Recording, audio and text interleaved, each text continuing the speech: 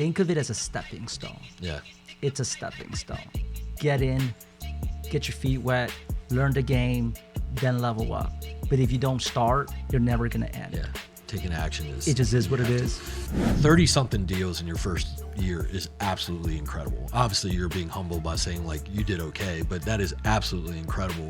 So major props to you. You obviously have something going on to where you can do sales and you can build a network, and you can talk to people, or you can figure things out, right?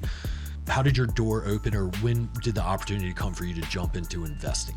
Yeah. So I would say it was probably right around 2000, I think it was 2016, 2018. Awesome. That's a good time for it. It was a great time. Great time. I mean, hindsight is 2020, right? Yeah, do So a lot more. Yeah. Like buy all of it. Yeah, every single day. It's wild. I remember selling some properties. The least expensive, I think, was something like $26,000 in the south side of Richmond. Today, that thing's got to be like $220,000. Yeah, I remember Minimum. not buying a house because it was $5,000 more than I wanted to pay. Today, that's called the earnest money deposit. I still look at that and I'm like, all right. Well, When I consult clients on the agent side, I consult them accordingly. yeah. This is, especially if you're like a new first-time buyer, Right. think of it as a stepping stone. Yeah. It's a stepping stone. Get in, get your feet wet, learn the game, then level up. But if you don't start, you're never going to end. Yeah. Taking action is. It just is what it you have is.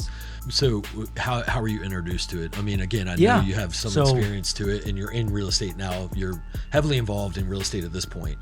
But was there individual, a podcast, a book, or anything that really put this in front of you and said, you need to do this? Yeah, so I by then I had already started serving some clients in the investment space, and because I was so accustomed to taking action, I was taught in the agent side, hey, cold call, door knock. So I was accustomed to hustling. I'll go door knock in the rain. I would just wait for it to then subside, then go back out, door knock again. So I was just so accustomed to just taking action and hustling. Fast forward, so I met this gentleman. He comes out. Eventually, we partner up in a couple of deals, and he had told me that and he's decades older than me. He really wanted to get into the investment space, but he didn't know the agent side. And I was explaining to him, you don't really need to know the agent side, but if you wanted to do so, I'll teach you. So he ends up joining my team, and this was completely unsolicited, unplanned. So we go out and we just go crush for a few months. And he tells me, Ray, we need to go buy a couple properties. So we did.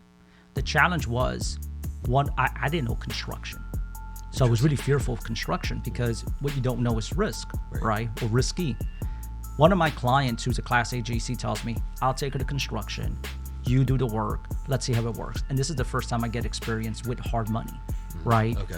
Yeah. And so now, new experiences, but my entire life has been just GSD, right? So just get it done. So get it done. We make about $42,000, $44,000.